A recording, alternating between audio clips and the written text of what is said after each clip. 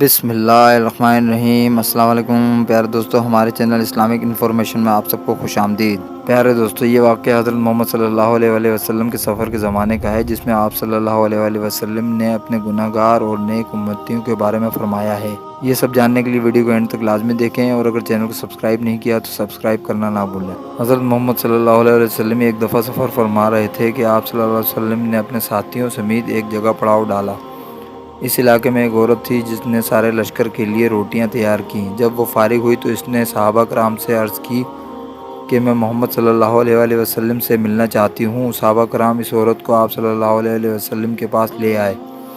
جب یہ عورت حضرت محمد صلی اللہ علیہ وآلہ وسلم کے پاس گئی تو اس نے عرض کی، یا رسول اللہ صلی اللہ علیہ وآلہ وسلم، میرا ایک بچہ ہے۔ میں جب بھی تندور پر روٹیاں تیار کرتی ہوں تو میرا بچہ میرے پاس آ جاتا ہے۔ میں اپنے بچے کو تندور کے پاس نہیں آنے دیتی کہ میرے بچے کو آگ کی گرم ہوا لگ جائے، کیونکہ میں ماں ہوں اور ماں کا دل بہت ہی نرم اور نازک ہوتا ہے۔ وہ اپنی پیدا کی ہوئی اولاد کو کس طرح مشکل میں دیکھ سکتی ہے۔ میں نے سنا ہے کہ اللہ تعالیٰ 70 ماہوں سے زیادہ پیار کرتا ہے۔ جب اللہ تعالیٰ 70 ماہوں سے زیادہ پیار کرتا ہے تو خدا ہم کو کس طرح سے جہنم میں جانے دے گا۔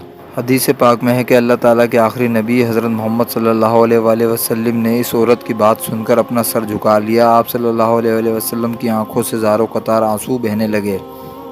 حضور اکرم صلی اللہ علیہ وآلہ وسلم اتنا روئے کہ اللہ تعالیٰ کے حکم سے حضرت جبرائیل علیہ السلام پاس تشریف لے آئے۔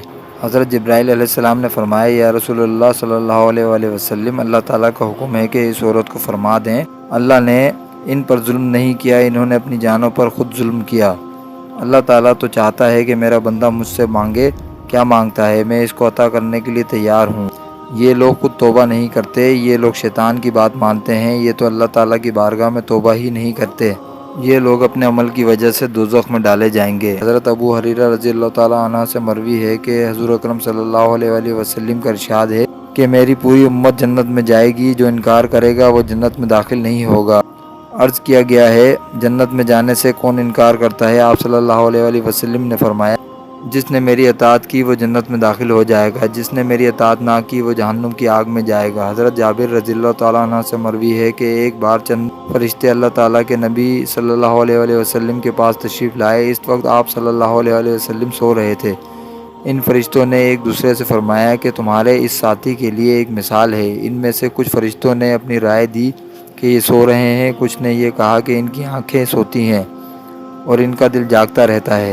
چند فرشتوں نے کہا کہ ان کی مثال اس بندے جیسی ہے جس نے ایک گھر بنایا اور اس گھر میں کھانے کی ایک دعوت کا انتظام کیا اور ایک بلانے والے کو بھیجا، تو جس نے اس بلانے والے کی بات مانی وہ گھر میں آ گیا ہو، اس دعوت میں سے کھایا۔ جس نے اس بلانے والے کی بات نہ مانی تو ظاہر ہے کہ نہ وہ گھر آئے گا اور نہ ہی اس کو کچھ کھانے پینے کو ملے گا۔ اس مثال کا مطلب یہ ہے کہ اس پر بعض فرشتوں کا کہنا یہ ہے یہ تو سو رہے ہیں، اور بعض نے کہا ان کی آنکھیں سوتی ہیں اور دل بیدار رہتا ہے۔ تب فرشتوں نے بیان کیا کہ اس بات کا مطلب یہ ہے کہ وہ گھر جنت ہے اور بلانے والے آپ صلی اللہ علیہ وآلہ وسلم ہیں، لہٰذا جس نے محمد صلی اللہ علیہ وآلہ وسلم کی اطاعت کی اس نے اللہ تعالیٰ کی اطاعت کی، اور جس نے محمد صلی اللہ علیہ وآلہ وسلم کی نافرمانی کی اس نے اللہ تعالیٰ کی نافرمانی کی۔ اور حضور اکرم صلی اللہ علیہ وآلہ وسلم کی وجہ سے لوگوں کی دو قسمیں ہوں گی، جس نے آپ صلی اللہ علیہ وآلہ وسلم کی مانی اس نے اللہ کی مانی اور جنت میں جائے گا، اور جس نے آپ صلی اللہ علیہ وآلہ وسلم کی نہ مانی اس نے اللہ تعالیٰ کی نہ مانی، وہ جنت میں نہیں جائے گا۔